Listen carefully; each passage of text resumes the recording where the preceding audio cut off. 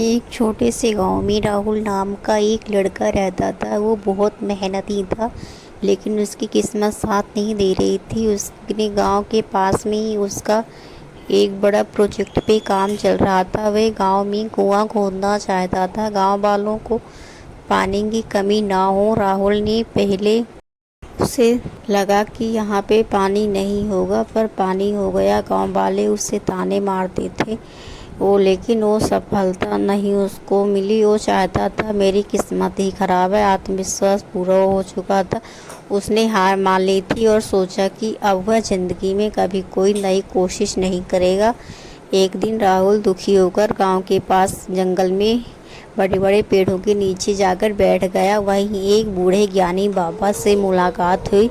सन्यासी कुटिया में ले जाकर चेहरा देखा और उसके पास आए। उन्हें प्यासे राहुल कंधे पर हाथ रखकर पूछा, पुत्र तुम उदास क्यों हो? राहुल ने अपनी आपबीती सुनाते हुए कहा, महाराज शायद किस्मत ही मेरी साथ नहीं दे रही है।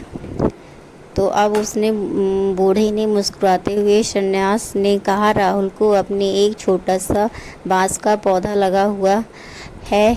उसने कहा कि मैंने पहले साल में बांस को लगाया था और तीसरे साल तक डाली तक नहीं दिखी है। देखभाल करने पानी रोज देता हूँ, ज़मीन के बाहर नहीं आता है, लेकिन चौथे दिन पानी देना ज़रूरी होता है। 5वें दिन में सूख जाता है।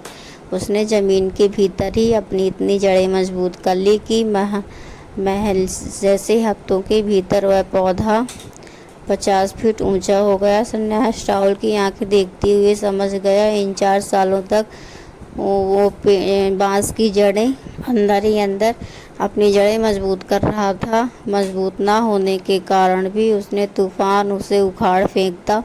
सच्चा सन्यास यही राहुल के दिल पर सीधा असर गई। उसने सोचा कि पिछली सफलताएं उसकी बर्बादी नहीं है, बल्कि कुछ कुदरत उसकी मजबूती, ताकि आने वाली समस्याएं जीवन में की तूफान से घबराए नहीं। राहुल ने नई शुरुआत शुरू कर दी, मजबूत कर रही थी, ताकि वह आने वाले समय में पहले जीवन के किसी भी तूफान में ना घबराए। राहुल ने नई ऊर्जा के साथ फिर से अगली ज़िंदगी की शुरुआत की। इस बार उसने अपनी पुरानी गलतियों से सीख ली और अपनी कमियों पर काम किया। कुछ ही समय बाद उनकी मेहनत रंग लाई और उसे एक बहुत बड़ी सफलता मिली। कहानी की सीख यह है कि सफलता का कोई मतलब ये नहीं है कि